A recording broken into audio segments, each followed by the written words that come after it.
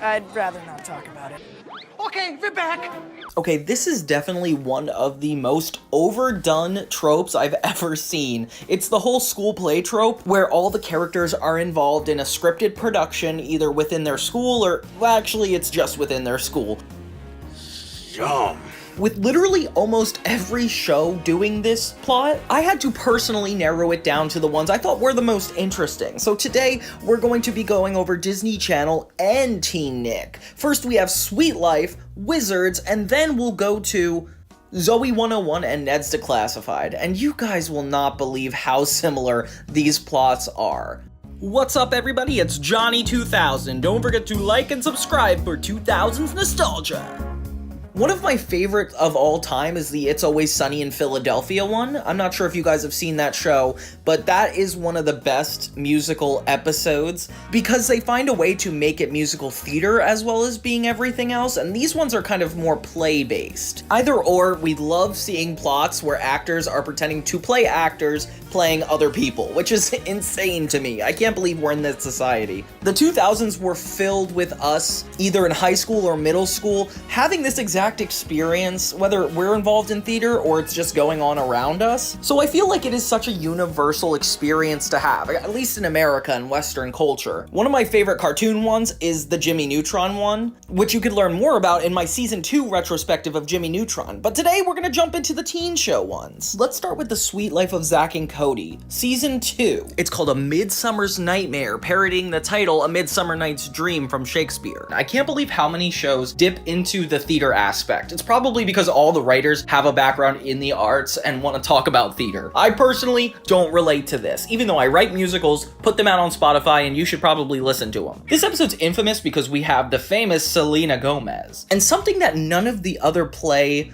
or theater-like episodes do is reflect the play they're making it about. Like, they do A Midsummer's Nightmare, which is kind of a parody of the Shakespeare show, A Midsummer Night's Dream. And it's so funny because it's all about this miscommunication of love and, like, different characters falling in love with the other ones. And they actually make that happen with Zack and Cody's plot lines. Like, Zack's involved in the school show just to get closer to specifically the girl Selena Gomez plays. Cody is really upset with his part because he has to play like a donkey. This girl that keeps following Zack around is trying to get in between him and potentially Selena Gomez. I love how Cody's not even a threat. But Zack does get closer to Selena, making Cody pretty angry, but it's not their fault. Like, they genuinely have a love story together. The whole B-plot is actually that Carrie joins the theater troupe and helps them direct the show, but she becomes like the most pretentious character, even going so far that the theater director is like, what the heck? Cody tries to get back at Zack by going with his crush, which I think that's a fair game. If that weren't enough, the girl who had a crush on Zack is now trying to get with Cody to make Zack jealous. And Cody has to wear a donkey head the whole time. Selena and the other girl end up getting in a fight on stage during the show, which is totally how theater works. Their personal problems literally come onto the stage, with Carrie trying to hold down the fort, but to no avail. This is like just a giant mess. All around, this episode was just full of fun. I like that we step out of the normal Sweet Life plot lines and follow Zack and Cody and their love stories, especially in the play context. Like, there's just so much you can do with actors acting in a play within the universe. It's just so meta and funny, and all the miscommunications do it really well. I like how often they're on stage and giving lines to each other. Like, it's a fun episode. The next one I would say is the most unconventional one because it's involving wizards. This is season 2, episode 12 of Wizards. It's called Fairy Tale. So Justin needs a letter of recommendation from Mr. Larity, who says he will write it if Justin directs the school play of Peter Pan. No offense, but isn't that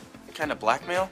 Blackmail is just the sort of thing they teach at good old Clementine College. Meanwhile, Mr. Larity also tells Alex that she has not fulfilled her extracurricular activities. Can you guess where this is going? Well, I'm the new reviewer for the school newspaper.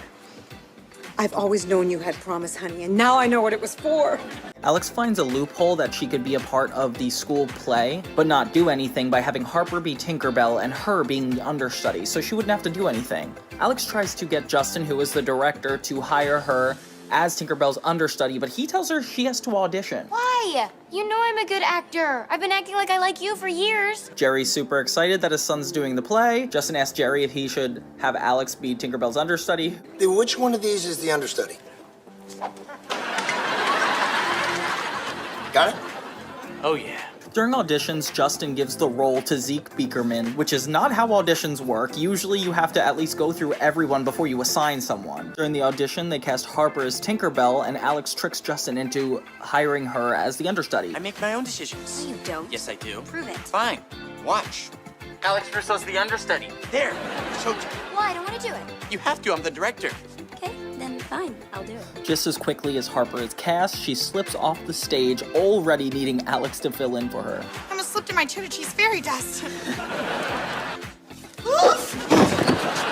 Don't you have an understudy?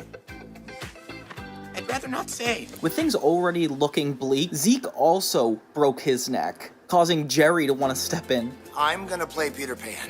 Well, just say I'm your cousin visiting from the country. A country of what, old dudes? Alex takes Harper up to a fairy agency where she tries to hire an actual fairy to take over her role so she doesn't have to do it. Do you see one you like? Anyone really standing out? Anyone popping for you? These are pictures of the same fairy. Alex attempts to give the fairy her role, but she'd rather be a cop than a fairy again.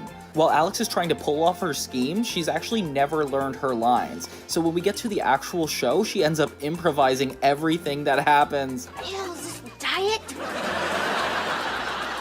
And in a very Alex-like fashion, doesn't even want to sit on the floor. She just puts a pillow down and falls onto it. Zeke overacts, and it's really funny. The fairy comes on stage and uses actual magic, which everyone worries about exposing wizards. So Alex attempts to capture it during the show, only knocking over set pieces and causing a giant scene. Meanwhile, Max the whole time is going to be writing for the school newspaper, and he actually does a review on the school play. He writes a pretty good review. In this ambitious production, Tinkerbell swats down her own inner demon and is then able to help others. It ends on a positive note with Justin finally getting the letter of recommendation he wanted. This episode's really fun because I love it when shows do episodes where they're putting on a musical. I personally am a big theater kid, so watching it is always funny. I love seeing actors playing actors on stage and seeing things go wrong. It reminds me a lot of The Show That Goes Wrong, which is a really funny actual Broadway show. They did this trope on The Sweet Life of Zack and Cody. They did it on they did it on almost every show, and it always is hilarious. Even seeing Selena Gomez attempt to be a bad actor is funny, because having her sit on a pillow as Tinkerbell is just, I don't know, it's just gold. Intertwining Max working for the school newspaper really serves the plot well, because it ends on such a positive note that all the main characters got to contribute to the plot, and having wizards tied into it with the actual fairy being in the plot makes it just as much a wizard episode as it would a grounded episode of TV in general. So The Sweet Life of Zack and Cody focuses on the actor's perspective, when Wizards takes us to the directing perspective too, with Justin. And you know what? That's even more introduction for the segue, where we get the writer's perspective. Zoey 101. So it's called The Play, and there's the drama teacher, is the guy from The Sweet Life of Zack and Cody. They're doing a show, and Mark DeFigolo wants to be Annie, which is like, this character is just being thrown around at this point. I wanted to be Annie. That Chase wrote the show. They better pay him for that, though. Like, he wrote the entire show that the class is doing. They say that everybody's going to have auditions later that day, but it's like, if you're an actor, how do you prepare for a play written by your fellow peer? Like, I don't know what they're about to prepare. Why all these people are so active in theater? Like, this is just such a specific group of people. And if, like, you like sports, I don't know if you also like being in the play. They have a funny reference where Zoey asks who played all the female roles before the girls came in, and it turns out to be Chase, which is a super funny moment. I'd rather not talk about it. Of course Chase is a theater kid, though. Like, this makes so much sense. Not only did he write it, but he was playing all the female characters. Like, if anything, I'm, like, wondering why this never comes up again. Like, why does Chase's whole personality have to be about Zoey? And the show is apparently about a lifeguard and a space alien, which I can't believe you wrote about that, Chase. Like, it's so weird and cringy, and it's like, I don't know what's going on in that guy's emotional baggage that he needs to express himself through a lifeguard, and Logan says it's uncool and makes fun of them for doing theater in the first place, which is, like, fair, even though I was a theater kid. Meanwhile, Dustin's sick and tries to find Zoey, but Quinn finds him, and I assume she's going to help him, but then she ends up experimenting on him. Are there any rules here? Like, can you just go to a girl's dorm if you're a boy? I don't know. I don't understand the rules of PCA.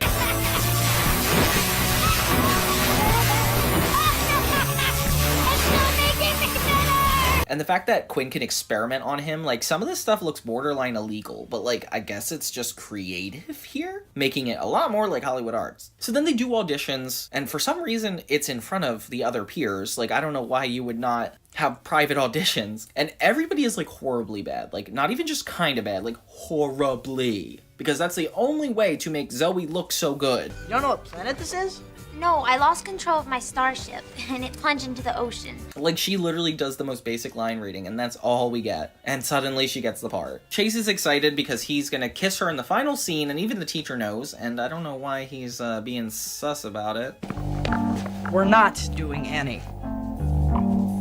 But things take a turn when Logan comes out of his way to audition, and he's like, okay, I want to be a part of it. You're right. It's not uncool. So he does a super good job, which is so random. And the teacher is like, wow, you definitely have to cast him for your show, especially if he's this good. So the drama club rocks? I rock. It should be a good match, right? And Chase is like, okay, I guess they're gonna have to kiss then. But obviously he's like more than upset. I don't know why Logan's like scenes are like a little bit slowed down. Like maybe the actor wasn't comfortable with pacing, but like you could tell that the editing is slowed him down to deliver the line shorter. Zoey's about to like quit the play because she's upset that it's Logan, which is fair. Like, why would you do that? But then when she sees like a glimpse of his performance, she's like, on stage he's a different person. It's like, yeah, Zoey, that's acting. But she doesn't know how that works because she just reads the lines in the most basic way. Not only in the play, but in this entire show. So Chase tries to like excuse it by writing a different ending that says kill instead of kiss, which is scary, but the teacher doesn't buy it. I'm always mixing up my S's and L's. Like, one time, I tried to write sassafras. I wrote lalafrau. And that's fair, because it's like, obviously you wouldn't make that big of a grammar mistake. Chase attempts to get Logan sick by using Dustin's sickness, which is interesting. At least the B-plot makes a little sense here. Not just Quinn experimenting on this kid for no reason.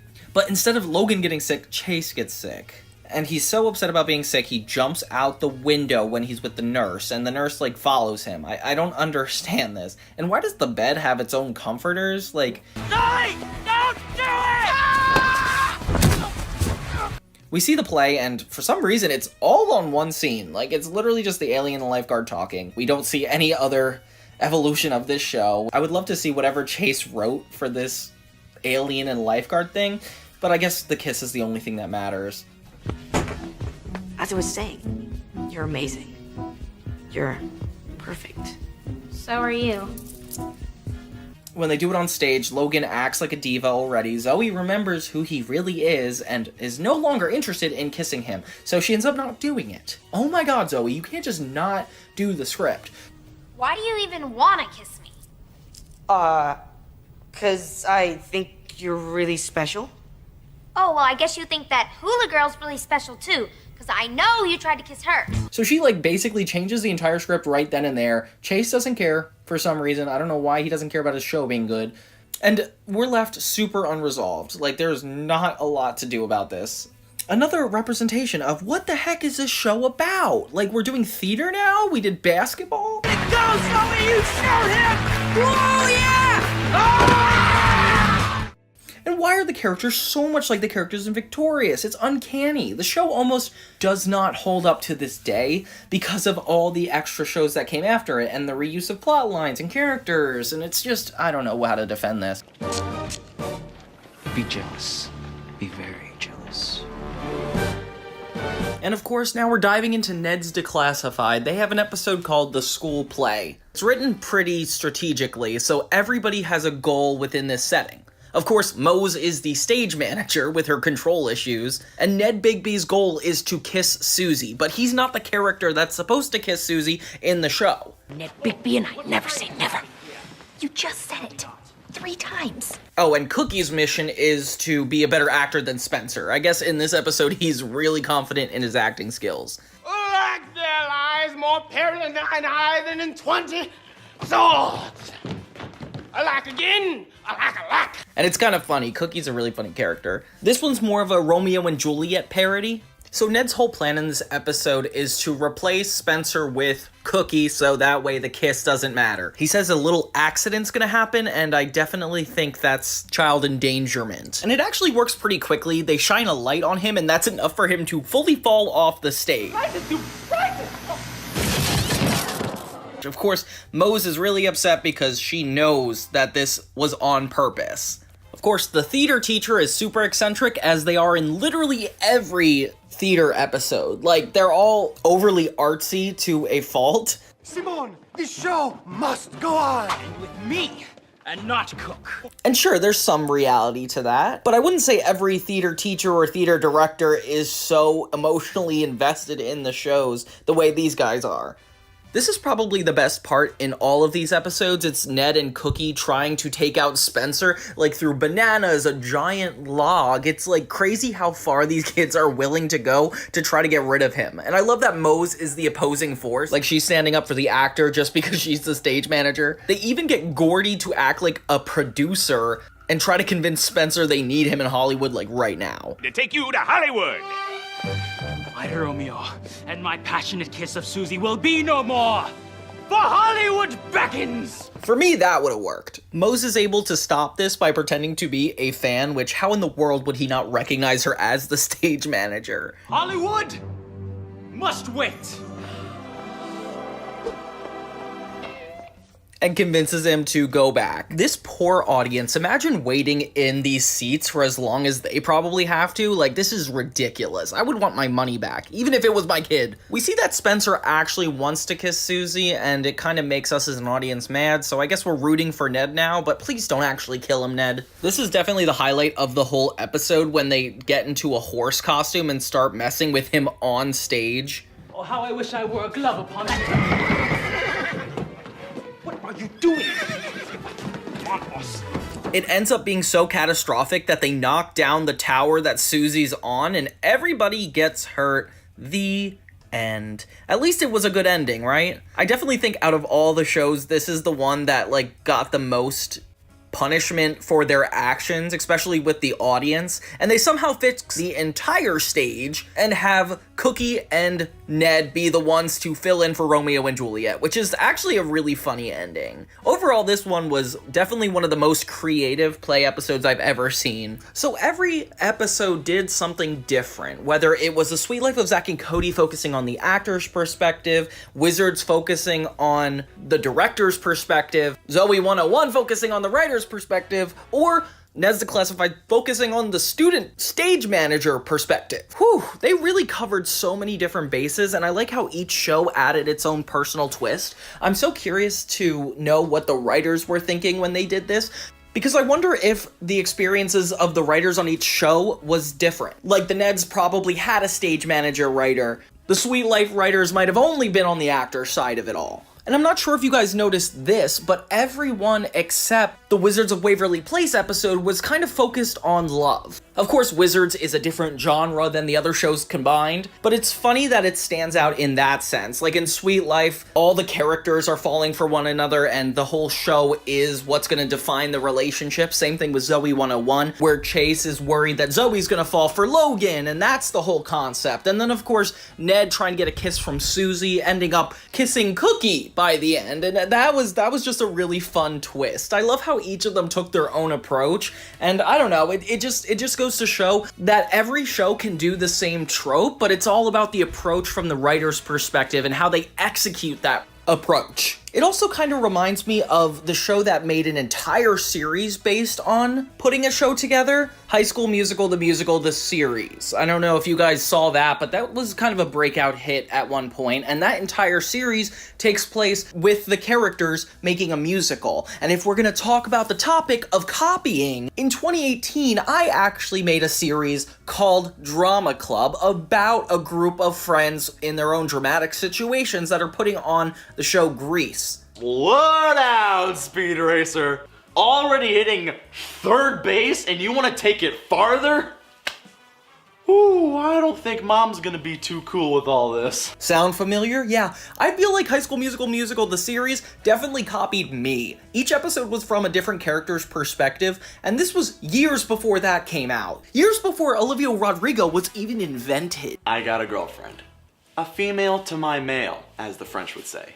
If you guys want to check out that piece of work I put out, I'll drop a link below, but it's mainly on my other channel, and we'll probably cover it in another one of my videos. I'm not sure if you guys seen already, but I've been covering some of my own personal projects because they're a lot similar to teen show tropes. I just did this commentary on one show I did with an episode about anger management, and if you guys want to see my episodes about theatrical plays, you could go check it out right now. According to Dr. Phil, being a participant makes you an enabler. So something I noticed with the more popular shows on Disney Channel and Nickelodeon is that they either get canceled after 2 or 3 seasons, or they get a revitalization and go on for 3 more seasons. For example, the most popular shows do this, like iCarly did it when Carly got a new room, and it went on for 100 episodes. Hannah Montana also did this at the 4th season, and that revitalized it. So let's compare and contrast what made a good revitalization of a tween sitcom. Without further ado, let's jump into it. So TV shows in general need to do something every couple seasons to keep things fresh. The shows that get away with this are shows like Big Bang Theory, 2.5 Men, or How I Met Your Mother. Like, they somehow managed to get most of the sets intact for 8+ years and not need a refresh. Although they do subtle changes, like Big Bang Theory introduced new characters, slightly new locations over time. That 70s show had Eric leave after the 7th season and added a record store and a whole new main character in its 8th season. And don't forget Ashton Kutcher jumping onto 2.5 Men, becoming a completely different show in its latter half. There's so many reasons for networks to do this stuff, and I feel like actual adult sitcoms have managed to perfect it and make it subtle and effective. But when you're a teen show, it's a lot harder. Like, the characters do mature throughout the show, and pretty quickly, if you ask me. They never are meant to go on for more than 4 or 5 seasons, and if they do, it's rare, like Bunked. But for the most part, they need to keep their seasons interesting in a shorter period of time. And that's how we get shows like iCarly and Hannah Montana, 2 of the most popular shows of all time, and of course they needed to do this. But before we talk about what they did, let's talk about what other shows didn't do. Let's talk about the shows we're not counting. For example, reboots we're not going to cover. Like, the new iCarly series doesn't need to be covered because it wasn't a revitalization, it was just a complete redo. I feel like a revitalization is when you take the existing show and you don't take more of a year hiatus, you just completely go to the next season, but you change enough stuff. But yeah, reboots like Wizards Beyond Waverly Place we don't need to talk about. And Sweet Life on Deck, being essentially a rehydrated version of Sweet Life of Zack and Cody, also doesn't count because it's like completely new production codes. It counts as a new series, and we don't have to jump into that bag of worms because that's going to be another video that needs its own attention. Drake and Josh never did this. Wizards of Waverly Place did this slightly with new characters and locations that we spent more time in, and consistent character arcs, but for the most part didn't need something like this. That's so Raven ended up going to be Raven's Home, which also is a sequel series and does not need to be counted. And then Declassified and Big Time Rush, the Scott Fellow shows, are also shows that never needed to be revitalized. It seems like they contained themselves within the story for as long as they could, and even though Big Time Rush felt like it went on a little long with the Palm Woods location because the characters were growing and the show was very quick to evolve, it outgrew itself very quickly, and unless they did like a 5th season, it wasn't really necessary anyway. I think they were good up until the very end. And Ned's Declassified needed to stay within the confines of middle school, which of course we all wanted them to go to high school. We wanted a 4th season that covered that, but that would have been a Sweet Life on Deck type reboot that I don't think we needed. It seemed like Teen Nick did the reboot system a lot worse than Disney Channel. Disney Channel, I feel like, perfected it with the Hannah Montana finale and the Hannah Montana season 4 premiere. And I think Teen Nick made it worse with the iCarly season 3 premiere. But let's break down the most vital changes. So first, we're going to talk about Zoey 101 because I feel like every season changes significantly how it is. Like, the first season we had Dana, the second season we had Lola, then the third season we took away Nicole, and then the 4th season we added Austin Butler. That show, I feel like it tried to reconstruct itself way too many times. Okay, for season 2, episode 1 of Zoey 101, we're finally back to the PCA campus. Previously all boys and finally on their 2nd semester after being passed out in the trunk of their teacher's car in the last season. Yeah, I did not think very highly of Zoey 101, and that is no surprise to anybody who saw my retrospective.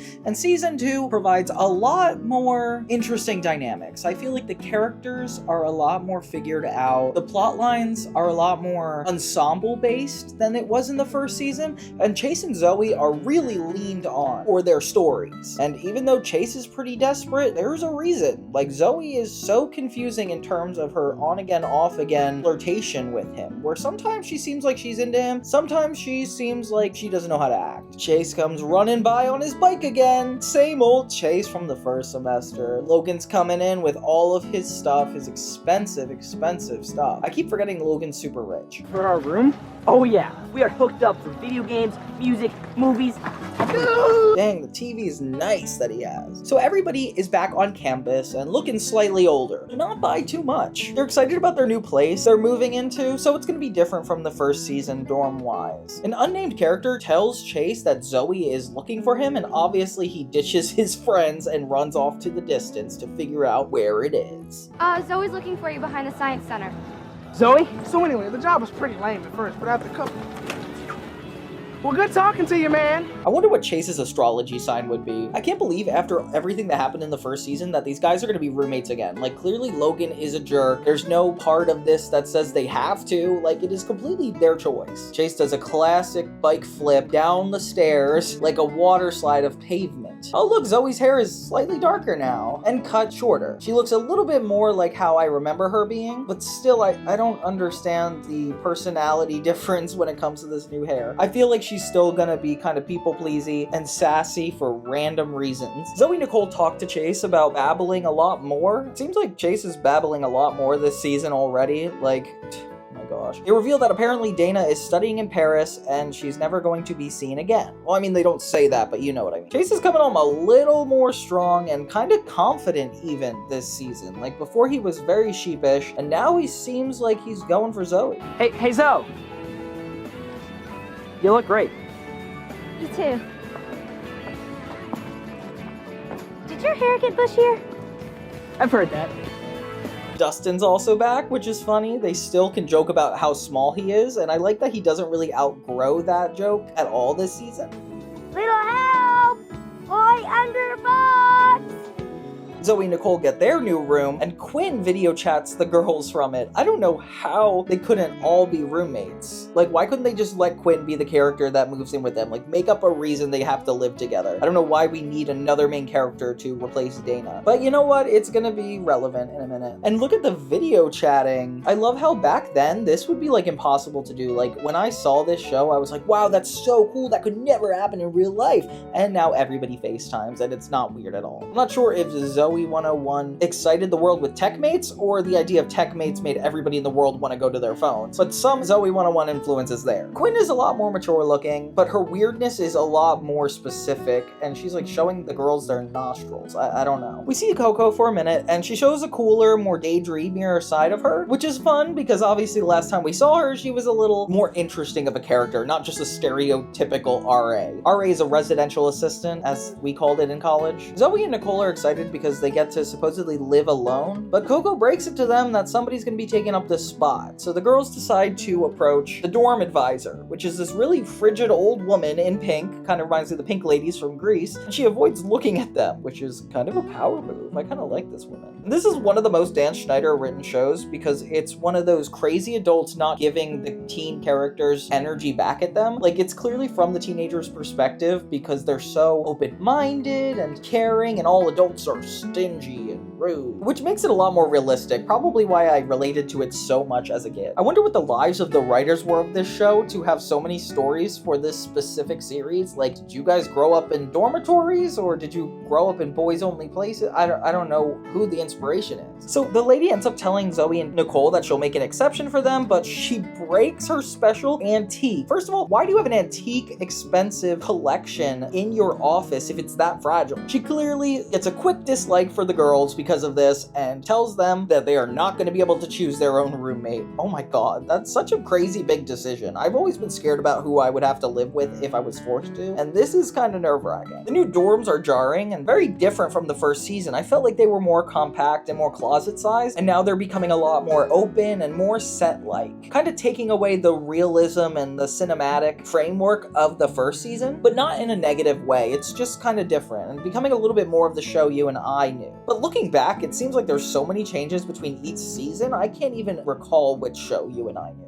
Like, doesn't Austin Butler come in the 4th season? And doesn't Chase and Zoey get together in the 3rd? All I remember is there was too many changes. I can't believe how evolved the vibe is for this episode. The first season feels like more of a rom-com, and this one feels more like a CW series. Even if a little dark, it's still funny and light following these teenagers. And I always think these shows are weird because, like, having such a comedic touch on a show that was filmed single cam like this is interesting. So Zoey and Nicole meet their new roommate Lola, which of course is Victoria Justice. So in this plot, she's kind of like the goth girl, moving into Dana's spot and making the girls really uncomfortable because of how different she is. Wow, people really painted different to be weird or not positive in this day and age. She insinuates that she killed her last teacher. And why'd you leave? Well, legally I'm not supposed to talk about it. Let's just say that teacher fell down the stairs. And she eats eggs, which is weird because, like, they kind of CGI the eggs as she's drinking them. Like, she couldn't actually drink eggs. Dustin's hanging out with the boys playing video games in their room, and Logan's basically turned this into a party place, which, guys, you signed up for this. You knew he was going to be your roommate again. It's funny seeing Dustin around kids his own age. Zoey and Nicole hear from Quinn, who also agrees that the new girl is weird, which is crazy coming from Quinn. I like how we just assume she's normal now, like she's not categorized as weird. I feel like Lola is painting herself to be a Satanist because I can't imagine why else you just have candles in a circle around you in the room. I'm not sure if you could get away with this on TV today. Like, it's one thing to be emo, emotional, quiet, like reclusive, but this character is full on, like, lights are out, I'm talking to the devil.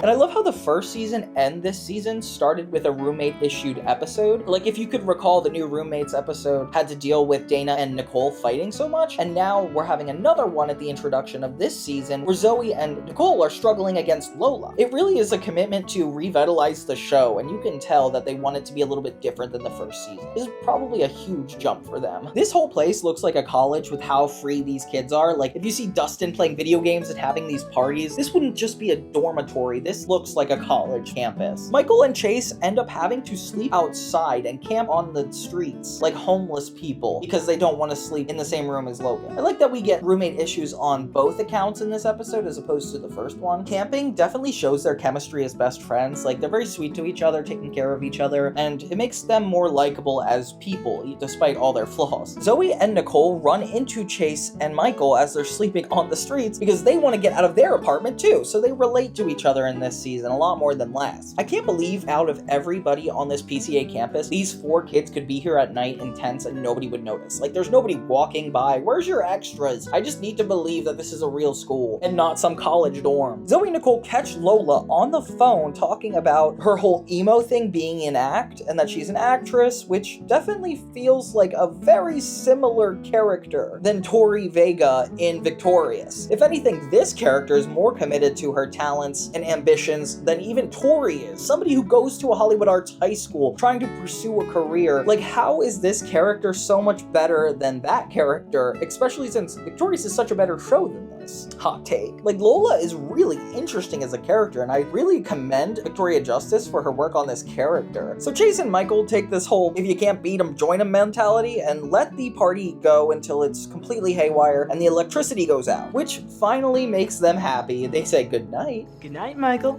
Sleep tight, Chase. You guys are the worst.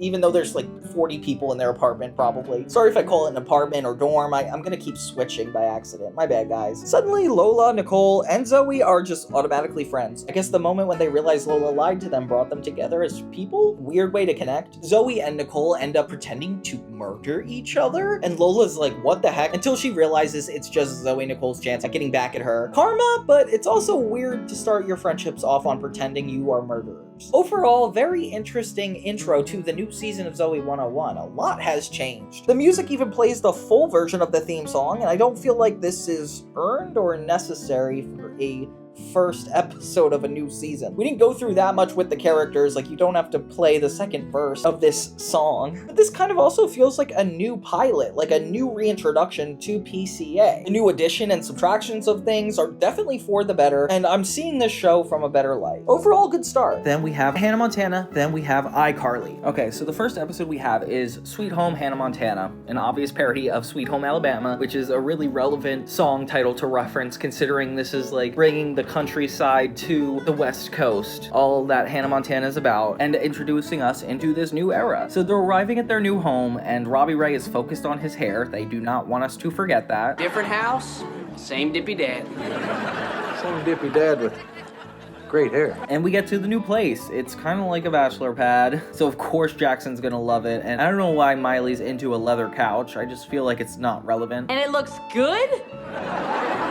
I gotta sit down. Ooh, their new TV is really nice. Lily is still living with them, which is so cool, because it's more ties to the original series. And the two girls are basically getting pumped for their senior year, spilling that this is going to be the end of an era, and ironically, the beginning of another era for the series. The conflict that starts in the first episode is when Miley sees her new room. It turns out to be like a 12-year-old's room, with all of Miley's trinkets from being a child. Something that Robbie blindly thought she would want, when really no teenage girl would want to have dolls and pink everywhere in their room. It's kind of annoying that in the theme song we end up seeing what the new room inevitably is, and I guess that's normal because it happened in the commercials too, but I wish they didn't tell us or show us what the room was before we got to it. Like, it's spoiled during the episode. They're gonna be living next to Jackson in the house, and that's already posed to be a problem, just like it was in the last house. All I got was a new stereo, new TV, new memory foam, man. And this is another Robbie Ray is out of touch episode. I seen how much you loved it and how happy you were,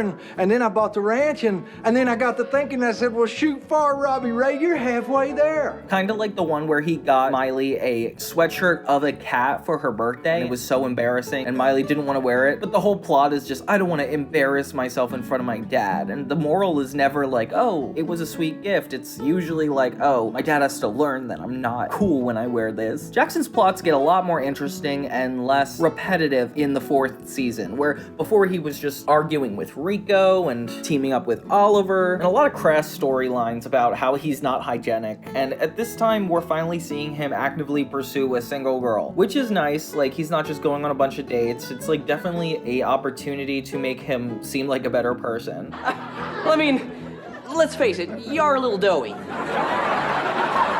But he doesn't take that opportunity as he tries to become friends with his supermodel neighbor's brother, who is really disgusting and boyish, and he really hates him but pretends to put on a face to get with his sister, which is hopefully the last selfish thing he does in this season. I feel like the rest of it becomes about more him pining after her, which is great. It's character growth that Jackson really needed after having him for like 80 episodes having the same problems. Lily now works at the beach, which is kind of cool. We've never had Lily consistently working at a job. I mean, she had that Subway job once, but obviously it didn't pan out, and it's good to see that she's not going to go completely backwards in life. And it's definitely a good replacement for Jackson as the girls are trying to see themselves in the world too. Miley sees that one of the prizes at the boardwalk is this really cringy guitar shirt that lights up like Christmas lights, and Miley has a distinct memory of when she was little and he hated another one he wore.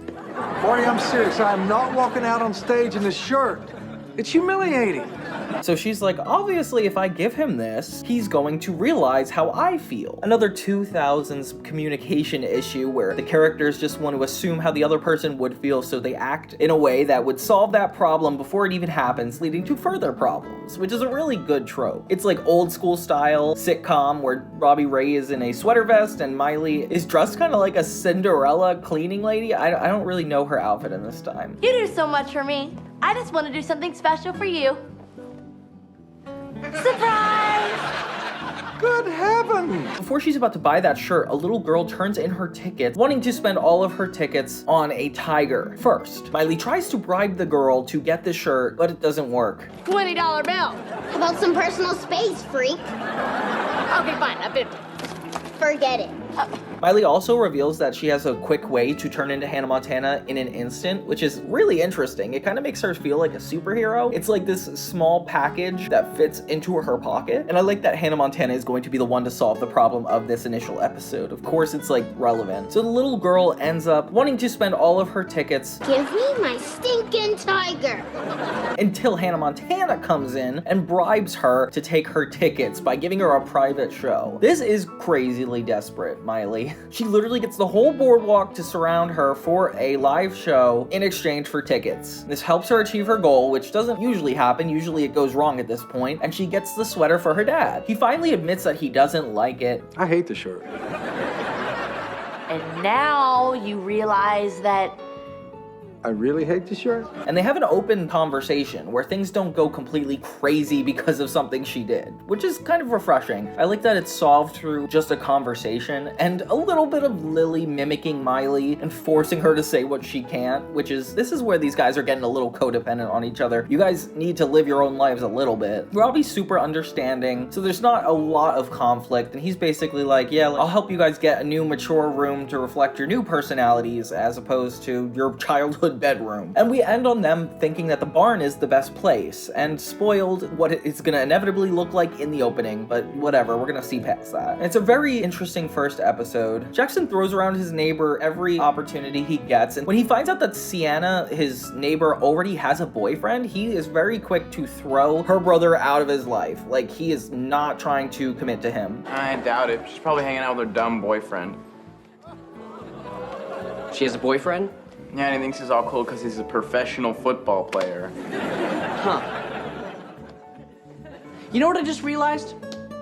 Get out! But of course, when they find out they broke up, Jackson treats him well again, which is not cool. I think Jackson's really cold-hearted in this, like as if he didn't learn anything through the last couple seasons. But it's a lot. It's a lot for Hannah Montana to have to reset itself after it was proven doing so well with the Malibu Beach, with the standard setting. I feel like it was going to initially end after season 3, but then they renewed it for season 4 because of how popular and undeniably culture-shifting this show was. So they had a lot to prove in this quote-unquote pilot for a new season, where they needed to convince longtime fans that this was still a journey worth being on, and also being true to the characters, having them grow up and actually evolve the issues they're having, because keeping a secret like this is bound to cause some brain development issues, and you definitely see it with her relationship with Lily, with her relationship with her brother, but at least it's all a step up, and we're not just rehashing the same episodes over and over again. Like, they're a lot more character-based, and this episode is a good reflection of how it worked out. I feel like it kind of got worse after this point. After I got a hot new room, things just got a little too quirky for me, and yet Hannah Montana didn't overstay its welcome. It just kind of wrapped things up in a way that was really true to its characters. iCarly really teetered out in a horrible way, but I'm not going to get into that because Hannah Montana is the show I like to report on. Overall, did this work? I think so. I think it did a great job. There are some unavoidable differences between the season 4 era of Hannah Montana and the rest of the series. Like, this one completely refreshed itself. Let me go over all the changes. So one, the most obvious, there's a new house. There's a new set for the front of the house, the center of the house, the backyard, and Miley's new room. In this episode, specifically just the front of the house and one of the rooms. We even have a new roster of characters. While Oliver left, we have the inclusion of a really dumb neighbor, the kid from 2.5 Men, as Jackson's potential new friend. And Jackson must not have learned anything about friendship throughout the series. Like, even with Thor, all those things he learned about being selfless have just completely flown out the window because he completely hates this new guy until he realizes that his sister is a really attractive model. Now, these two characters are both new mainstays for the season. Another obvious difference would be Robbie's haircut. Like, it's very clear that he's trying to go for something younger, as he's been wearing down for quite some time now on the regular show. And the house is kind of set up like a bachelor pad. I felt like the house before was very kid-friendly, very like welcoming to teenagers, while this feels like Robbie's house that Jackson and Miley are staying at. Like, their parents got a divorce and he got the cooler house and a younger girlfriend. Not trying to point fingers to real life or anything, but you know what I mean. Then, of course, the intro and music is different in the opening. Of course, they keep the Best of Both Worlds song, which is phenomenal, but they do the new 2009 remixed version of the theme song, and it's a lot better. It's a lot more energized, I feel like.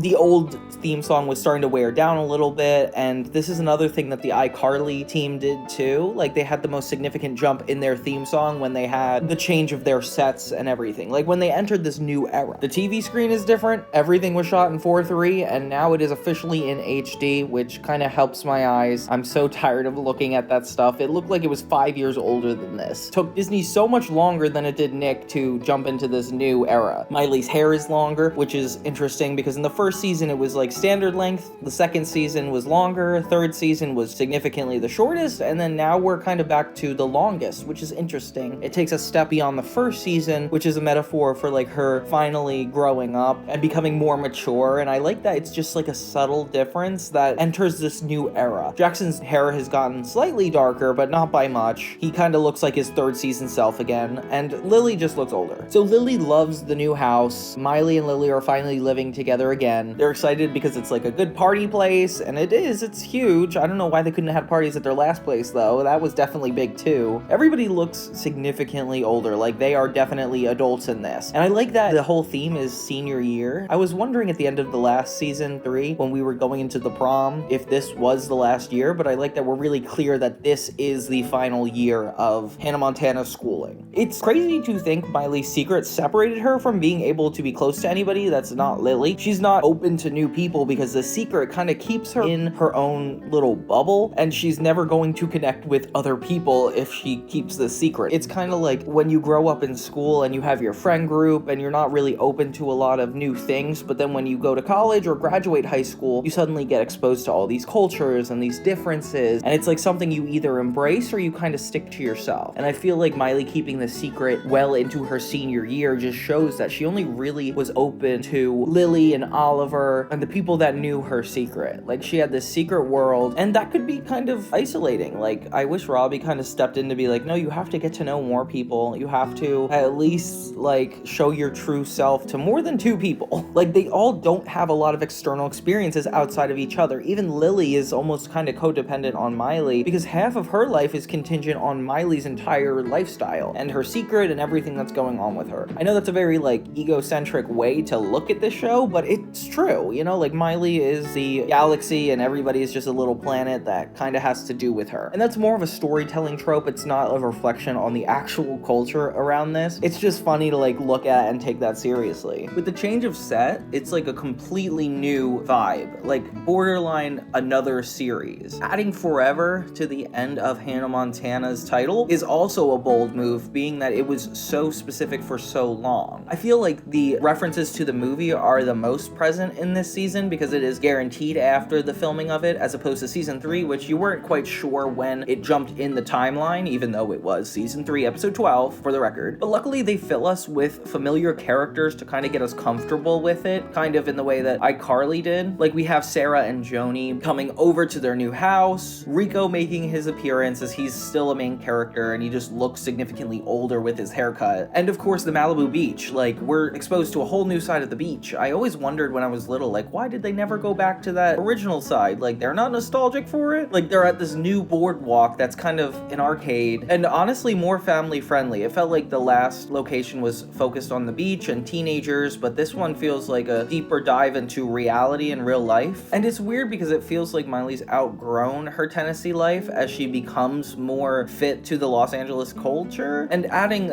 the horse and barn vibe is just another way of attaching us to Miley's roots, which is really interesting. I like that the 4th season is more focused on adding depth to her character as opposed to just closing everything off and ending the series. But yeah, it's a lot to get used to in a first episode of a new series. The last episode was them looking at the house that they were at for literally like 65 episodes, 80 episodes even. And getting used to this almost gives you the vibe that it's going to be going on for more than a couple seasons, because why would you add so many new elements that are only temporary? But I feel like they just needed to have us end on Miley growing up and going out of her normal world, which is cool. Most shows don't get to surpass the standard set and we get to see them, the characters, in their next era of life. It's more so the shows that were popular enough to go on for so long, like iCarly and this show. And Zoey 101 kind of changed after every season, so I don't even know how to address that. I think they were just trying to fix themselves, but it did not work. So we haven't really gone over iCarly's transition to in the third and or fourth and or fifth season, because these episode discrepancies are a little bit crazier than you remember. If you want to check out my video on that, you could definitely see that. It's up, go ahead. But today we're focusing on this specific rehydration of iCarly. It says season 3 episode 1, but season 2 dragged on for more than one season. It's too much to uncover. But basically, this is the era in which iCarly needed to make enough changes that it wasn't the same show as before, but it still wasn't abandoning its original premise of the iCarly web show that made it so popular in the first place. It's a really pivotal episode because the show could have crashed and burned at this point, or it could have been revitalized and made better for new audiences. I'm curious if you guys remember when this shift happened way back when. In Hannah Montana, they had a complete change of location, characters, even a little bit of their tone, having more mature themes at play as they try to wrap up Miley's story arc. While iCarly kind of had less of a reason to refresh itself, it's not like the characters were going into their final year of high school, but it's been about like 70 episodes of them just putting on a web show in their attic and spending time in their living room. So I Got a Hot New Room was the way that they attempted to revitalize this series. So we start with a web show. The episode is celebrating Carly's birthday. Tell them. No, I don't want anyone to know that my birthday is coming up. Send me presents, even though I love items such as jewelry, purses, fine shoes, makeup, lip gloss, a new pair of pants, sports cars, lunch meat, Mexican beverages, a unicorn, internal organs, external organs, art on my chokes, and a VHS copy of the 1980s film Over the Top, starring Sylvester Stallone. They took his son! And Gibby is inside a giant pie revealed to them on the webcast, which is nuts. Immediately, the opening is filled with new clips, but they're not new from this upcoming season. A lot of them are from the second season that already happened, which is crazy because it doesn't really fit the new vibe in the same way Hannah Montana added their season's new clips. Carly comes downstairs to greet Spencer, who pretends like he didn't know it was Carly's birthday. Is it Yom Kippur already? Oh, it's your birthday! Yeah. Oh, happy birthday, kiddo. You want some cereal? We got bitty wheats or fiber nuts. Which was really funny because that happened in Drake and Josh when Josh ran over Oprah. Like, that was such a funny plot. Spencer's pretty much just putting on a show, getting Carly to leave the room long enough for them to set up a surprise party, which I don't know why she had to come down before they set up the surprise party. Like, they could have just had it all ready when she came down. They get into really weird poses, and she comes back and is super excited. We referenced the goat that apparently made her uncomfortable at one of her parties. It wasn't the worst. Yes, it was. He took me to a petting zoo. How was I supposed to know the goat would do that? Don't talk about what the goat did! And comes up almost once a season and is just completely an unnecessary detail that I don't need to know about. What did the goat do? Tebow! And even Tebow is a part of this now. He definitely wasn't super relevant in that last episode where everybody was coming over because it was too hot, but they wanted to bring him to Carly's birthday party to also usher him in this season. So already we have like one new change, is that Tebow is a main character. Everybody's wishing Carly a happy birthday and one person doesn't, so Sam threatens him. Turns out he doesn't even speak English, which is so disrespectful, Sam. He's an exchange student from Italy. Sì, Italia. Ti consiglio di fare gli auguri di compleanno a Carly ora, altrimenti ti spezzo le gambe! Happy birthday, Carly. Gibby brings over his grandfather to the Shay's house, and he's pretty unresponsive, which is kind of funny. I guess we just laugh at old people in these Dan Schneider shows. Turns out he is here to cut Spencer's hair, because Spencer needs a change for this new season. He's had this hair super long for quite some time now, and I like that they're really acknowledging the haircut change, because like in shows like Sweet Life of Zack and Cody, like you could tell which season it is based on their hair, and I feel like it's nice to see somebody acknowledge that. Of course, Spencer's terrified because this guy who's a barber is just super senile. Like, I would not trust this guy with a pair of scissors and my hair. Spencer's hair was not this short since like the first season, and it's looking good, I gotta say. Definitely gives me like nostalgic vibes, but ushers us into this new era that they're trying to create, which is a lot goofier right off the bat. Like, they're throwing quicker jokes at us. Like, I don't feel as ready for this, and characters have more shocking moments in smaller beats of dialogue than ever before. Spencer has a surprise for Carly, which is upstairs, and it turns out to be a fire. No surprise, Spencer caused another fire. So Spencer tried to make Carly a lamp out of gummy bears, but it leads to this giant fire in their apartment. And it's crazy that we're halfway through the episode and the plot just kind of starts now. I feel like this is one sign that iCarly is just going off the rails on its own terms. Like, they don't really need to have the structure anymore. They're like, we can just do whatever we want with this character because the show's so popular. So it turns out Carly's room is completely destroyed, and this is a rental house. Can you imagine the damages that go with this? Obviously, Carly feels super terrible and blames Spencer for it because, yeah, he kind of did it. But I feel bad because it's like Spencer clearly wanted her to have a good birthday. He did a lot to help her so far, and suddenly she's devastated. And I kind of feel for her. Like, if you lost all your possessions like this, you would feel horrible about yourself. And of course, the person who did it would feel worse. I feel kind of bad for Spencer in this. He finds out from this insurance guy that he actually can get a lot of money for her room, allowing him to repair it any way she wants, which is insane because the plot just happened and is solved within 2 minutes, and I guess the rest of the episode is us celebrating that the plot was solved. At least they do a good job at delivering these jokes, like Spencer's pretending like things aren't good, and we follow his character a lot in this. He excitedly tells Sam and Freddie what he's up to, and is trying to figure out the perfect room to surprise Carly with. Carly ends up getting a job with Tebow. Morning, Tebow. I'm your boss now. You gotta call me Mr. Bo. Mr. Bo? Nah, I'm just pulling your peach.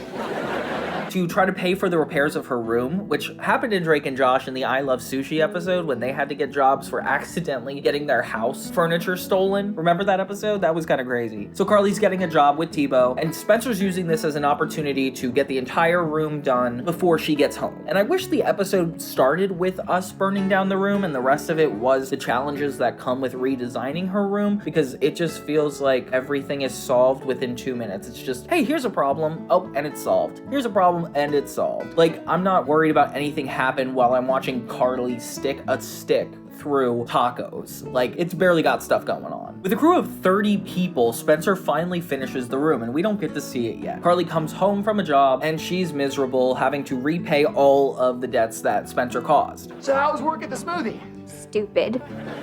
He tries to get her to go up to the room, but she is not excited because it is depressing. Until the three main characters welcome her to the brand new room, and it is state of the art. It looks exactly like a Zoey 101 dorm, and Spencer irresponsibly spent all of his money on specifically Carly's room. Which is so stupid because we rent this place, but who cares? Which is another red flag as an adult. I'm worried about who Carly's gonna marry with all these male role models in her life. Like, she's gonna marry somebody that ends up putting their lives at risk often, because that's just like the people she hangs around. And the rest of the episode is literally just showing us the cool perks of her room. It feels like there is like absolutely 5 minutes of conflict and 20 minutes of them just showing off, telling jokes, and redoing the set in front of us. I don't know why the writers think they could have just done whatever they want because the show is this popular, but I guess it works. From this point on, the show really does make a change though. Like, it's not just the room, it's the characters that come in. Gibby's in it so much more. Same with Tebow, which was kind of unexpected. And we find ourselves at a lot of spots that we were never at as much before, like the Jamba Juice place and Carly's new room. It wasn't a complete refresh like Hannah Montana did, where they kind of switched locations, but iCarly was trying to accomplish the same thing. They were trying to keep the old viewers engaged in the upcoming transition that the characters had in their lives, so they could tell new stories without losing people. But in all honesty, it definitely lost me, because what's one thing that changed about iCarly that Hannah Montana didn't change?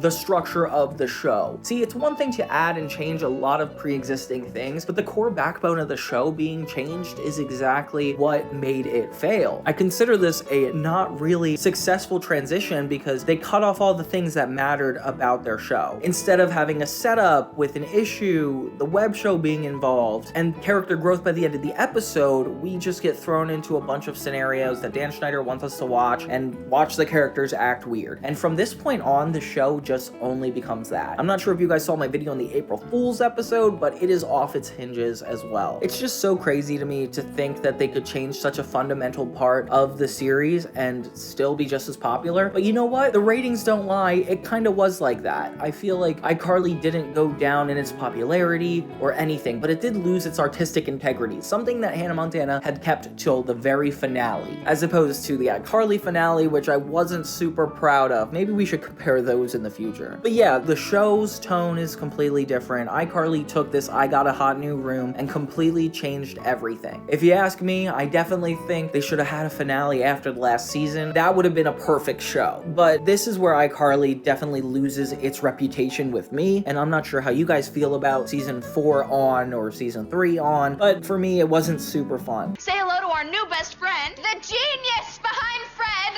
Lucas!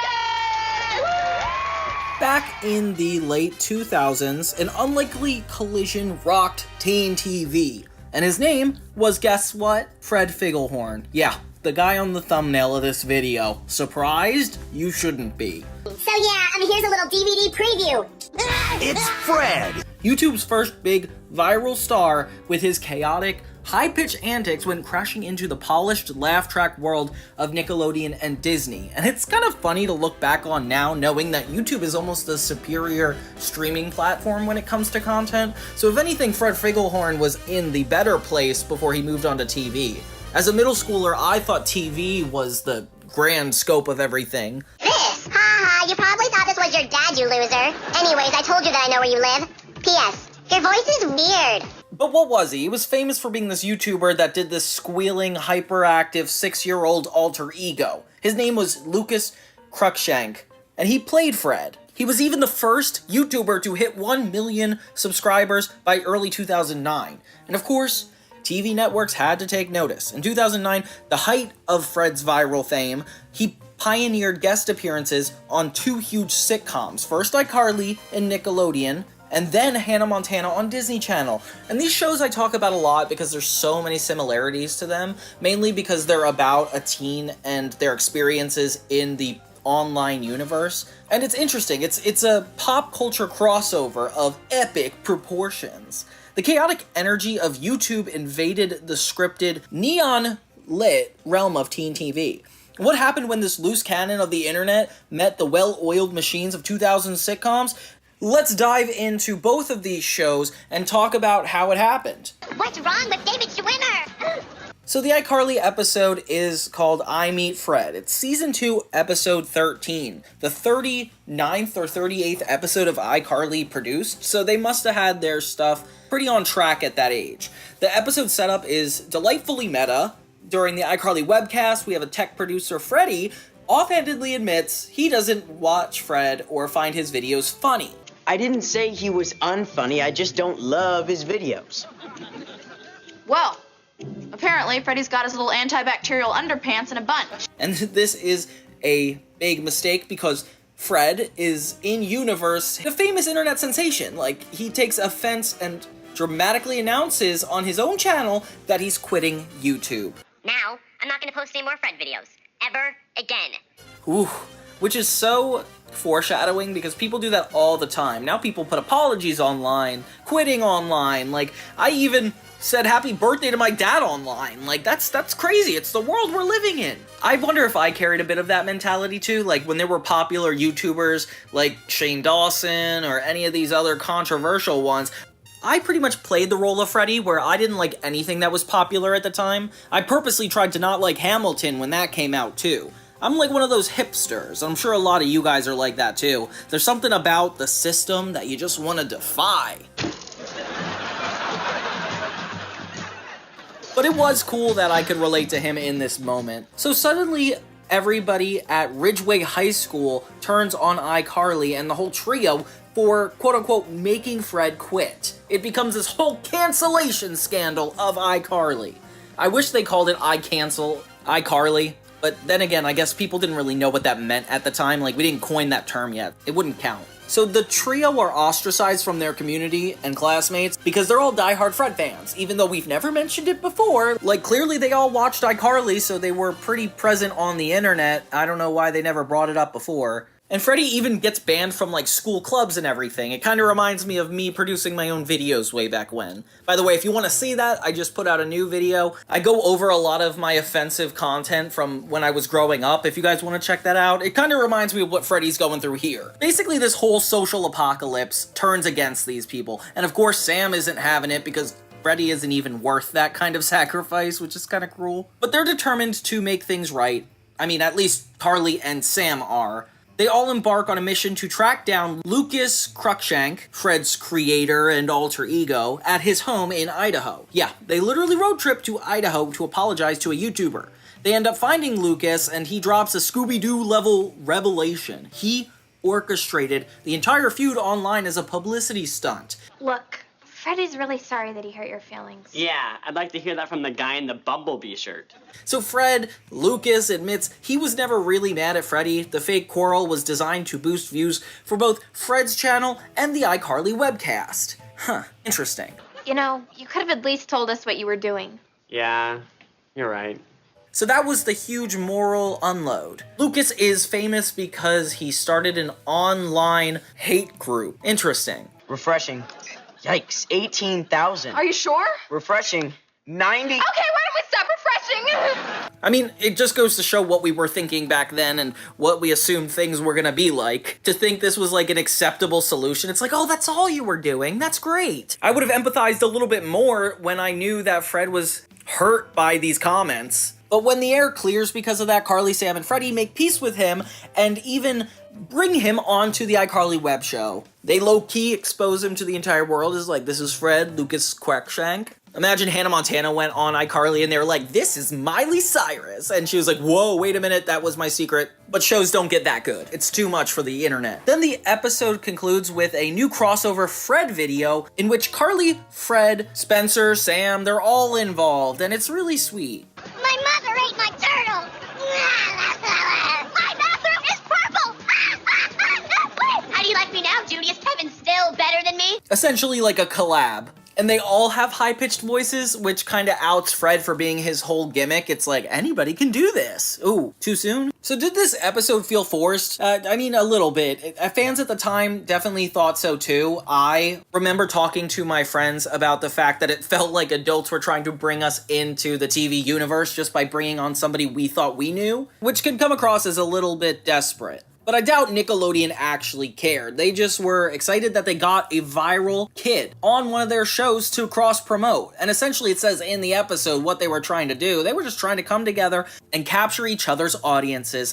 The sweet joint nature of capitalism shine. Overall, the video did feel like it was a 23-minute love letter to Lucas Cruikshank's creation, which is definitely something that pushed TV to its limits. Like, we've had interesting guest stars on old sitcoms. Like, TV has been pushed far, but this is like one of the few times that the internet fame bleeds into the broadcast world. With iCarly taking a back seat to another internet phenomenon is really interesting. It's almost like a crossover. But yeah, the episode essentially worships Fred's comedy. Nearly every character except Freddie is obsessed with this screaming chipmunk-voiced kid. The normally independent-minded Carly and Sam spend much of the episode scolding Freddie for not liking him, as if he's suffering this huge moral failure that makes him inadequate to everybody else. Which makes sense for a sitcom like iCarly.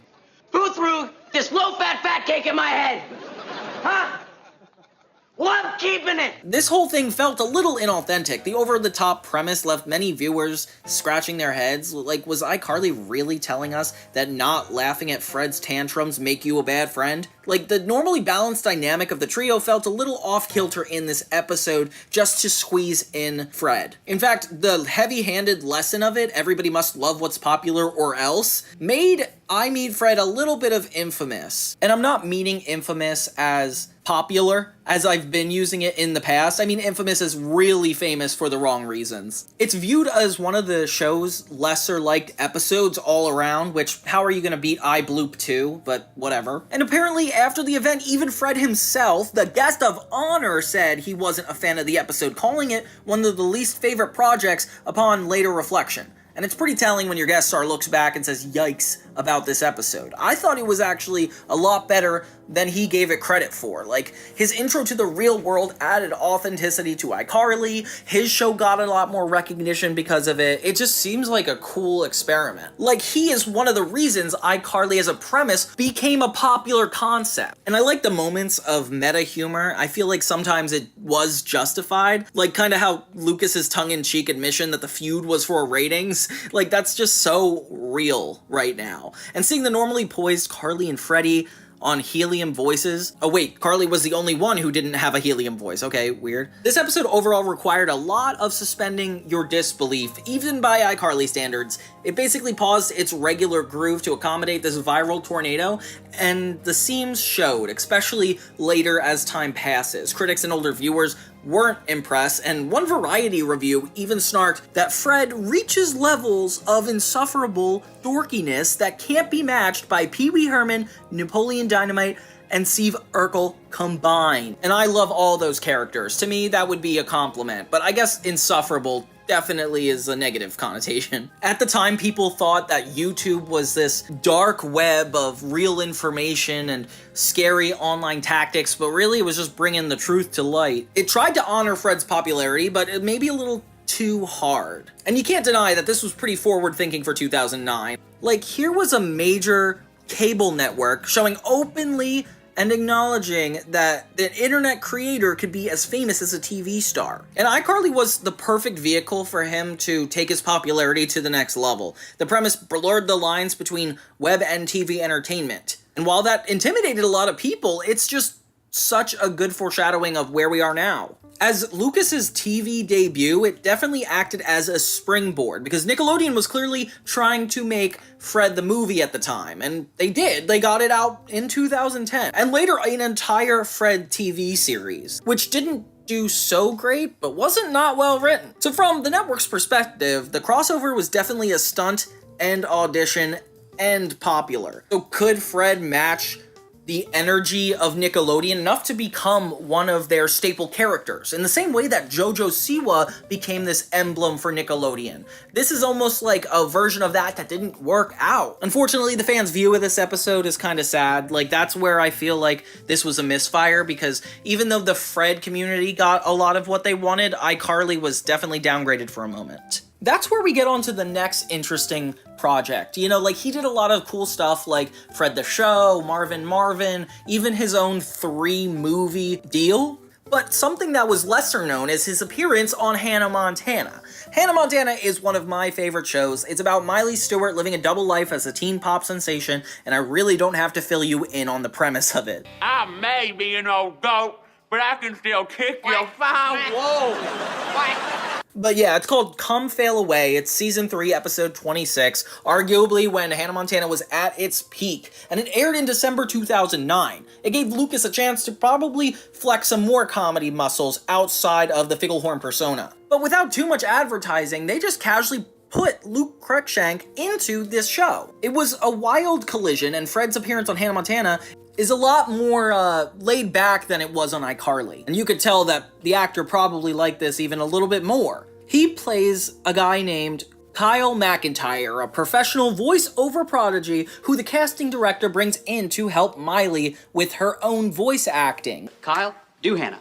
You get the best of both worlds. Which is really cool because Fred is known for being a voice actor. His voice is the center of his comedy. And here Miley is trying to get a grip on that entire industry. So it's kind of like doubling backward, where Miley is trying to get into the internet world as opposed to the internet world getting to the main world. I don't even know. What world are we in right now? Somebody tell me.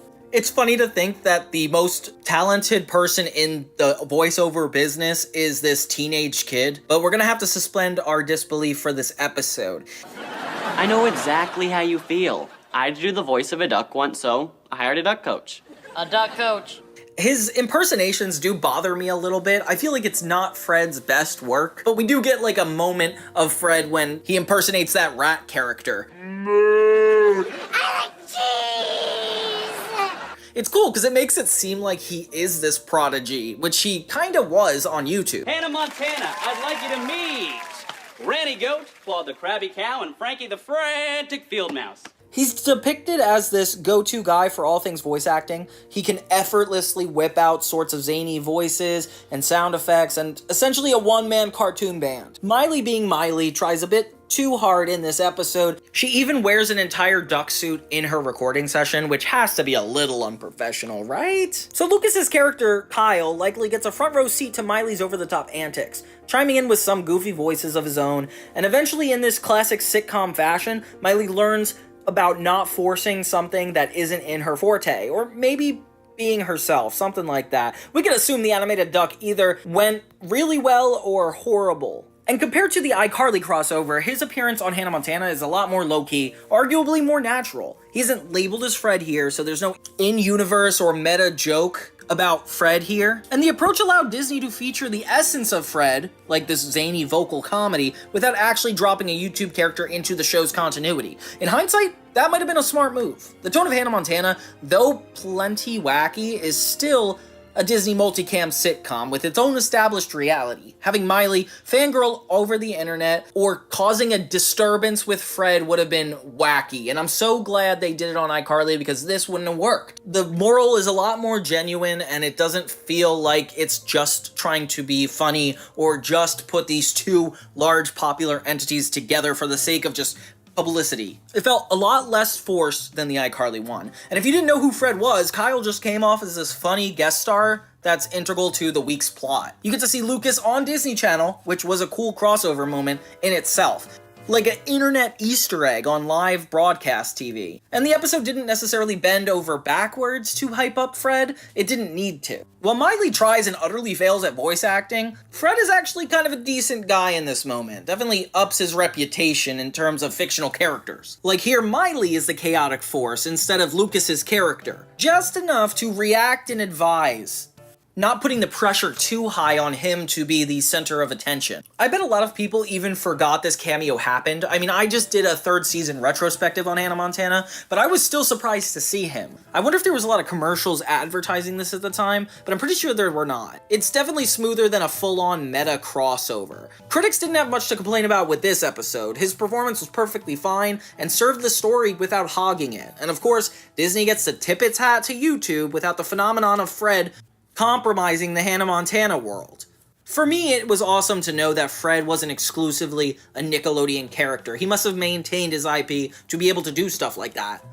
Appearing on Disney Channel and Nickelodeon in the same year was a rare feat, and Lucas really pulled it off. It was almost unheard of. But hey, it was in demand, and what's in demand is on demand. Now that sounded like a commercial though, didn't it?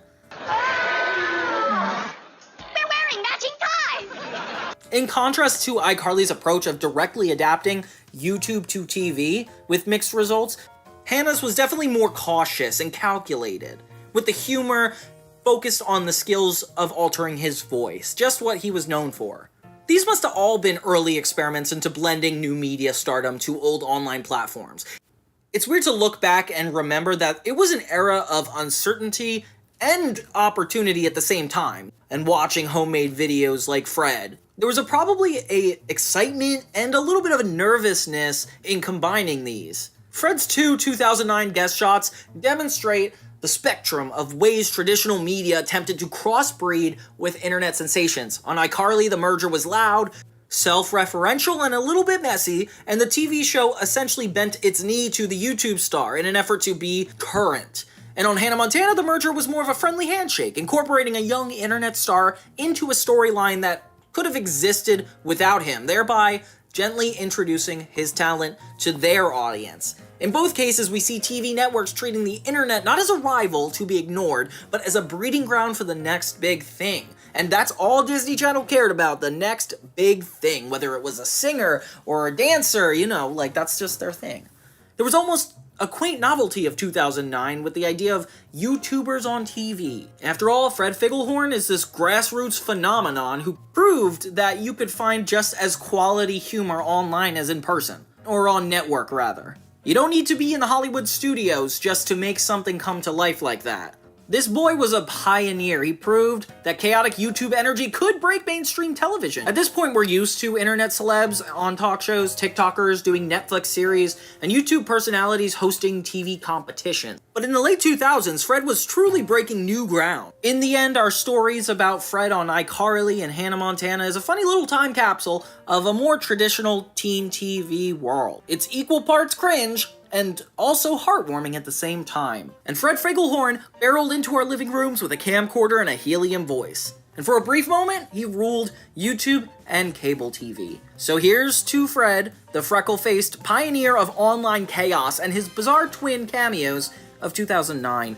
They gave us web culture nerds something to squeal about. If you want to hear more about iCarly or Hannah Montana from me, you could check out my channel, Johnny2000. I try to put up videos 3 times a week. Sometimes I can throw in another one, but for the most part, I just like to dive into 2000s nostalgia, compare it to kind of what we're going through today, going over like the psychology of how it shaped us as a culture. It's not always that deep, but it's usually that fun. Breathe, sir. Didn't really write that down. No! Clip shows have been a staple of sitcoms for quite some time now. I'll never forget the day the writers decided, hey, let's take a break for a couple episodes and just reminisce about things that had already happened. It's kind of a yearbook for TV shows. I mean, if it's done well, because I gotta be honest, there's some really bad clip show episodes out there that just scream laziness. Stop. You mean go? No. You mean yes? I'm serious. So I'm gonna share with you guys the top 5 worst clip show experiences I've had with a sitcom. These shows are significantly shorter, between usually 1, 2, maybe even 4 seasons max. So the fact that they're even doing clip show episodes is kind of astounding to me. Sometimes I've heard that it's because the actors can't get there, or like maybe they can't do an episode on schedule and that's probably why it's not happening. I don't know, but there's some real travesties in here. At its best, it serves as its own episode and honors a lot of the footage, the character moments, and gives us insight onto some of our favorite experiences going through these shows. At its worst, it's a horribly pieced together compilation of old clips that doesn't necessarily bring anything new to the table, making it kind of a waste of all of our time. And gives us insight onto some of our favorite experiences going through these shows. But now in this generation, when there's like TikTok and clips being put together anyway, hint hint my channel, it's almost like they look worse in retrospect. A good example of this is actually Drake and Josh. So despite some of the other episodes I'm gonna have on this list, Drake and Josh did Dr. Phyllis at the end of its 3rd season. Sure, it's a little weird because they only had 3 seasons, with the first season being 6 episodes, but they did a really good job at making the Dr. Phyllis show at the forefront of the nostalgia bait. Like, for me, I don't look back and was like, that was a clip show episode. No, I look back and see that it was really good, and they're taking us back to Drake and Josh moments that actually mattered. Therefore, I feel like it's the perfect culmination of old and new clips, despite the fact it's at the end of its 3rd season. There was a lot of time dedicated to Drake and Josh, so it's like hard to argue that it was a waste of an episode. But just wait, because it gets bad. At number 5... Okay, we'll stay out of your way. But it would be nice if you showed a little faith in us every once in a while. Yeah, The Sweet Life had an episode that was essentially a clip show. Do you guys remember it? I don't think you did, because it's the finale. Yeah, the final episode of The Sweet Life of Zack and Cody is a clip show. It's called Mr. Tipton Comes to Visit. It is not something you spell. It is a gear shift. The letters stand for park, reverse, neutral, drive, and low. And basically all the staff is worried that Mr. Tipton's visit is going to mean a bonus for everybody, or somebody's gonna get fired. And it's really interesting to see the plot progress. I feel like they did a good job at almost honoring the older episodes, like Drake and Josh did it before the show was over. That's kind of weird, but at least The Sweet Life used it as this vehicle to kind of honor everything that's happened in the series thus far.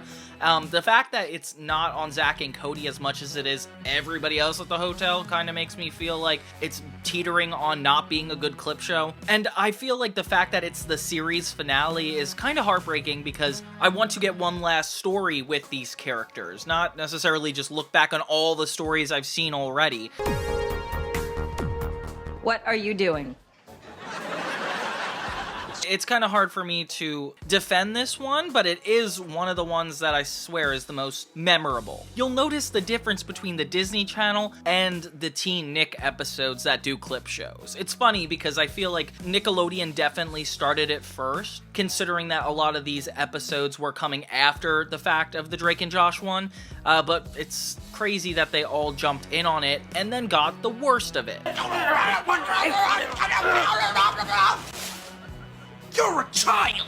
One that really annoys me is Sunny So Far. It's from Sunny with a Chance, and it is the 21st episode in its first season, the season finale. I am a big Sunny with a Chance fan. I think it's a great show. It's almost like taking all that and 30 Rock and making this great kids tween hybrid featuring like really funny characters that are genuinely just hilarious. Man, this isn't Mackenzie Falls. It makes me feel like, I don't know, like the writers knew that the kids were paying attention to each and every joke, so they put it together so well. It's cynical in a way that Drake and Josh isn't, but it definitely lost a lot of points for me on its season finale. There's so many great episodes up until that point, but Sunny So Far takes the idea of the Dr. Phyllis show, where Sunny and Tawny are going to be on a talk show, but then almost pulls back. They do a good job at keeping the plot in. Since you two are so on the same page, looks like I'll need a third opinion. Please give it up for Chad Dylan Cooper! Like, they're at the show, and Sunny's whole bit is that she doesn't want to accidentally give away personal information because she's a small town girl. She cares about being portrayed in the Hollywood light in a disrespectful way. But Tawny, it's like her first interview, and both of them are super nervous.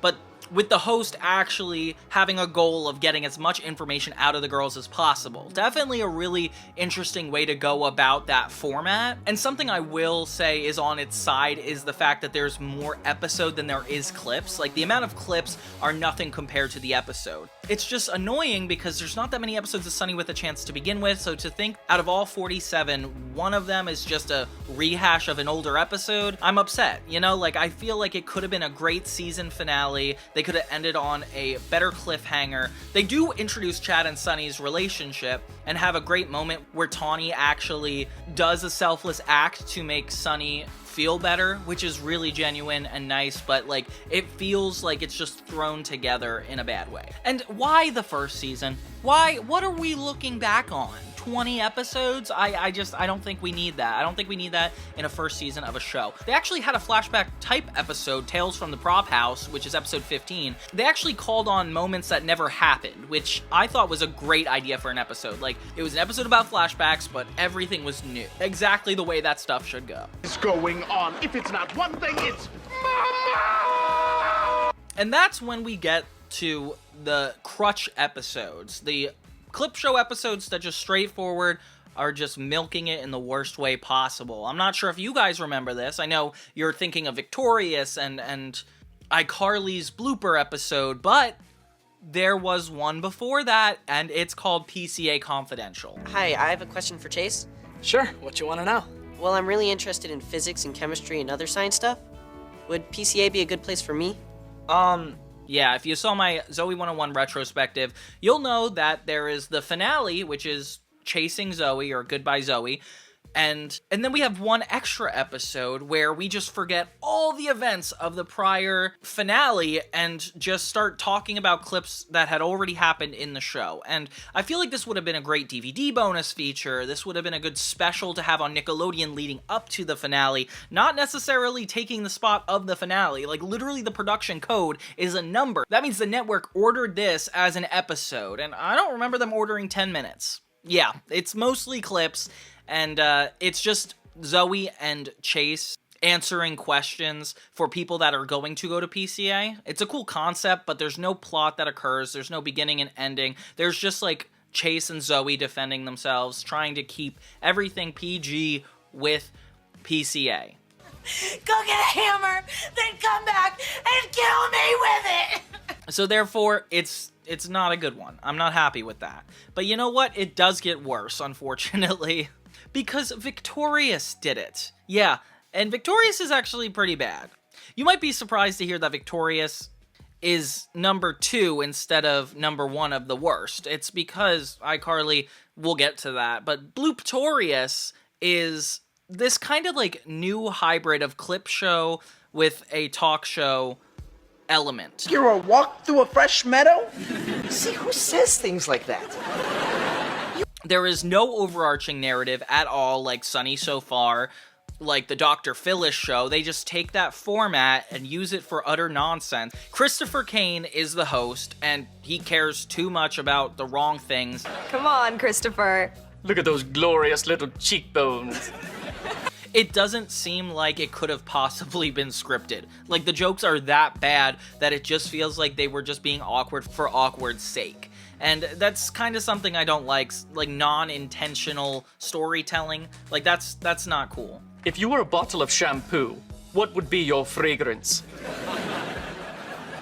My fragrance? And it's just this guy poking fun at the characters. The laugh tracks in between, and it almost doesn't feel earned. I've never noticed the laugh track more than in a blooper episode of a show. Maybe because it's like teetering behind meta and like the actual episode, but for this, it just bothered me a little bit too much. And I don't even know what the order of this is. Like, we start with Andre, who is actually one of the main characters. Why is he going last? And Robbie is like one of the final ones we interview. Of course, we land on Tori, but, like, why is that the order? Like, shouldn't we be basing it off of, like, priority of the characters or the amount of scenes they have? Like, Andre should be saving best for last, but he's just put right in the front, so all the good stuff is over. Trina is a little too realistic in this. I play Trina, who's Tori's older sister. Tell me about Ariana. Well... It feels like she is genuinely happy to be there, and Christopher Kane, or Rex or whatever, is just straightforward bullying her live on set, and I'm really not here for it. I feel like the jokes aren't even funny enough to justify it happening. Like, I feel bad for Daniela Monet because she's just trying to make an honest performance out of this clip show episode, and nobody wins. It's just Rex bullying the kids, pretty much. And you could tell the adult humor is such a priority in this one for them, because I guess the writers needed a break. I just don't understand why they had to waste our time growing up watching it. When this first came out, I was thinking that it would be an episode with a little bit of a substance, like maybe we'd see clips we hadn't seen before, because this is only like, I think 25 episodes in that they did this, so it's not like it's an old show that they need to go back to all these memories. It's just an excuse to have an extended behind-the-scenes featurette, and unfortunately, that's how the cookie crumbles with that, and I'm sad to say that's the truth. Blooptorious definitely looks bad on the series. It definitely gives clip shows a bad name. I just don't know why they need to do clip shows. Like, just use it as some kind of extra bonus feature. We live in a time now where that's a little too obvious, but back then, I guess, they were trying to get away with whatever they could, and that is the glaring issue with all of these teen shows, especially the Nickelodeon ones. Like, they set up the idea, but then they did worse at it than all these other shows. Like, at least Sunny with a Chance put in a little bit of character development. Drake and Josh put in a fun little story with an additional new character. Meanwhile, Victorious is just taking all the old characters, giving them worse lines than they ever had in the show, and just letting it go crazy. And it's lazy to me, honestly. But the number one, the one that actually beats that... You've been there for iCarly's biggest moments. And Saturday, you'll see their biggest bloopers. They're hitting me. Join Miranda Cosgrove and Jerry Trainer. I don't know what to say anymore. For an inside look at the craziest outtakes and wildest stunts in the first ever iCarly blooper special.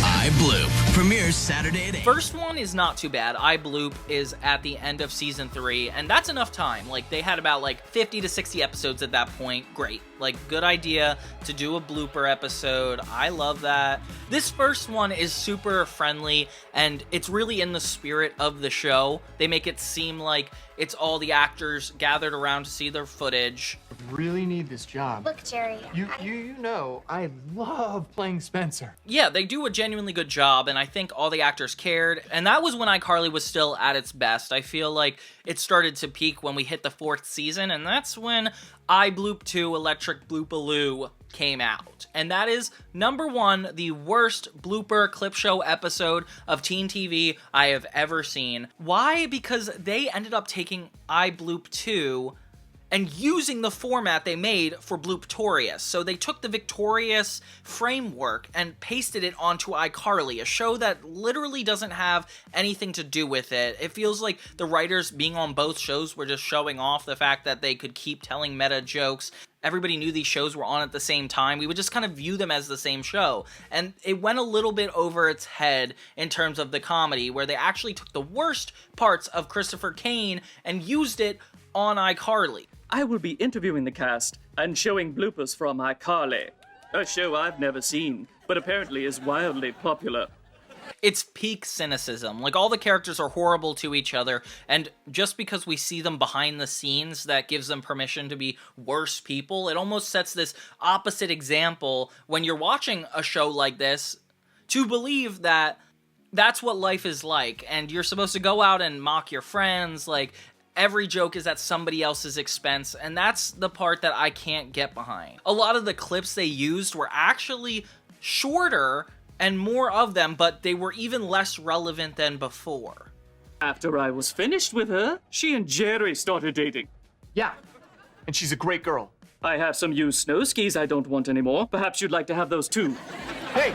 So iCarly 2 really essentially butchered both Victorious and iCarly, made them both seem not as good shows, and then had the nerve to show us really stupid clips. Sam and Cat actually had a blooper episode too. I just didn't want to put it on the list because it was insulting to even think about it.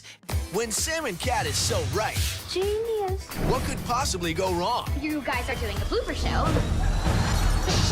Everything. Where? That's my line. It's called #blooper episode. It's the 26th episode, which is like pretty much the earliest they've had a blooper episode on any of these shows, except for Sunny with a Chance, of course. And it's all them at a restaurant this time, playing as themselves. But, of course, they're bullies. They won't even let Goomer, the character, sit with them since they're the main characters and he's not. Already kind of a weird aspect. They add Sinjin into it, which is kind of a nice callback. But why this episode? And it's so annoying because they just have random characters that have never been in the show, just asking them questions to prompt more bloopers and behind-the-scenes stuff. It feels like they filmed this in an afternoon just to buy some time. Ariana Grande's hair isn't even red like Cat's for this. Like, I get it, she's not playing herself. But why not just convince us you tried? Harry Trainer makes an appearance, which is actually really cool to have him in this episode, but, like, it seems like some of these aren't even bloopers, they're just planned, awkward moments that they wanted to have in it. Yeah, the meta jokes never end, it just ends with Sinjin dancing, and it's just such a weird waste of airtime that they had to do. Oh well. I didn't realize how many shows featured clip shows, like Sweet Life, Sunny with a Chance, but now that I'm, like, seeing it all together, like, yeah, I'm not a fan of this, and I hope you guys had a good time growing up with these blooper episodes, because like I said, like, at their best, they could do a really good job at progressing the story. I still think they are a lower tier than a normal episode of TV, so, like, why do it ever? Like, people are there to watch a beginning, middle, and end narrative with character development, whether it resets or not, like, that's why you're there. So, the fact that these networks allowed this 30-minute block of nonsense is just beyond me. But hey, we got good memories from Dr. Phyllis. I did like the Sunny So Far one. It's just the iCarly and Victorious that took it a little too off the rails too quickly. And yeah, I don't know, do you guys like any of these clip shows, or are there some I'm, like, forgetting? I would love to know if there's more that I'm missing here, so please comment below. But in the meantime, like, why did they do this? Thank you guys so much for watching. This is Johnny 2000, and I will see you guys next time.